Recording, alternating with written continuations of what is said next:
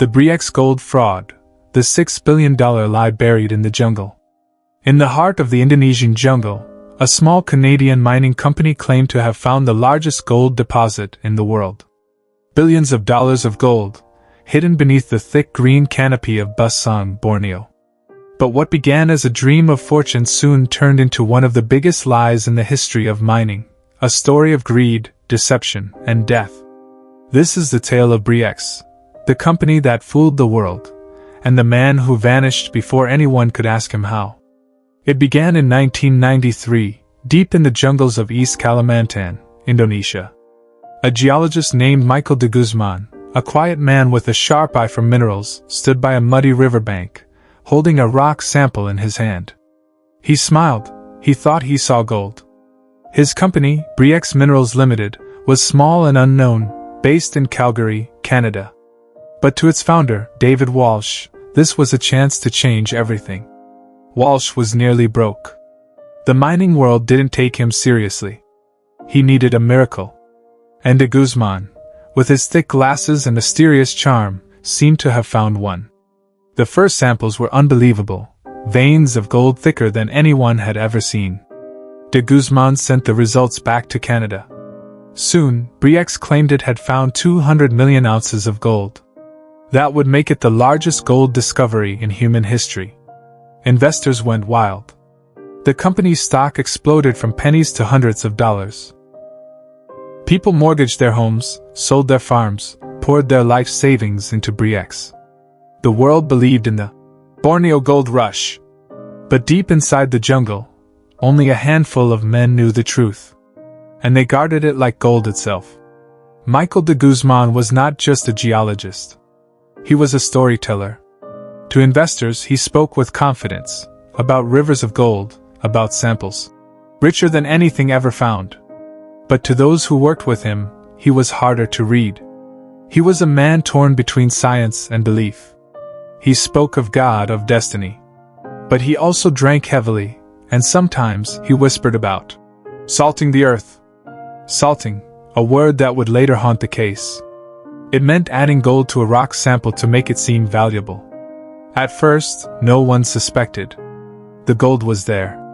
The lab tests confirmed it. But something didn't add up. The gold particles looked too perfect, too round, as if they came from river panning, not from deep rock. And yet, every test Bre-X sent to the lab said the same thing. Incredible results. Investors didn't ask questions. When a man promises gold, people see what they want to see. Bre-X was now worth billions.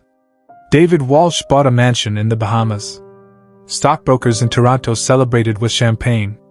And in the middle of it all, de Guzman kept digging and praying. By 1996, other mining giants wanted in. Companies like Freeport-McMoRan, real powerhouses with the equipment to verify the find, demanded access.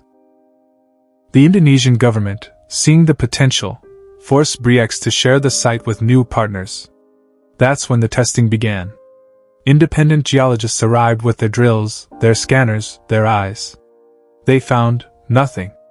No gold veins. No rich ore. Just ordinary rock. At first, they thought it was a mistake. Maybe the samples were taken from the wrong area. But after weeks of testing, the truth began to show itself like a ghost under the light. The gold Bre-X had reported was not from the ground, it was from jewelry. Gold dust, mixed into the samples by human hands.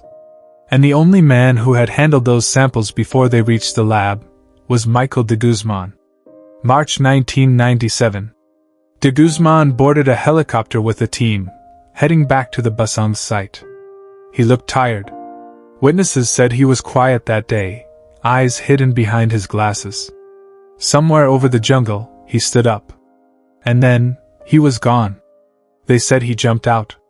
The helicopter crew reported seeing his body fall through the trees. Days later, the police said they found his remains, barely recognizable. But here's where the story twists into legend. The body was so decomposed they couldn't even take fingerprints. Some said it was him. Others said it wasn't. There were rumors that de Guzman had faked his death, escaping with millions, hiding somewhere in the Philippines. To this day, no one knows for sure.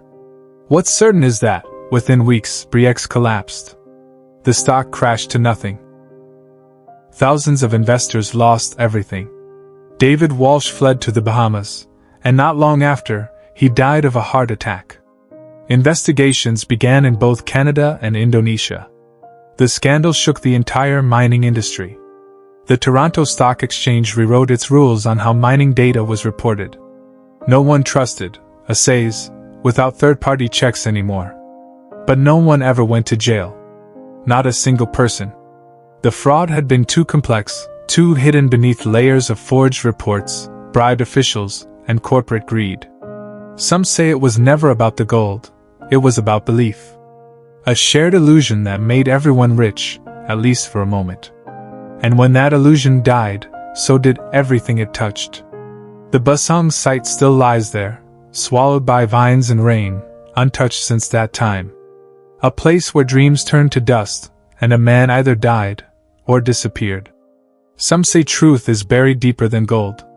And when men dig for wealth, they sometimes uncover their own downfall. Bre-X wasn't just a scam, it was a mirror, showing how greed can blind even the smartest of us. It reminds us that not everything that shines is gold. And not every legend ends with the truth. If you enjoyed this story, remember to like, subscribe, and turn on the bell, so you don't miss our next deep dive into the world's most shocking crimes. Until next time, keep your eyes open, and your faith in gold measured.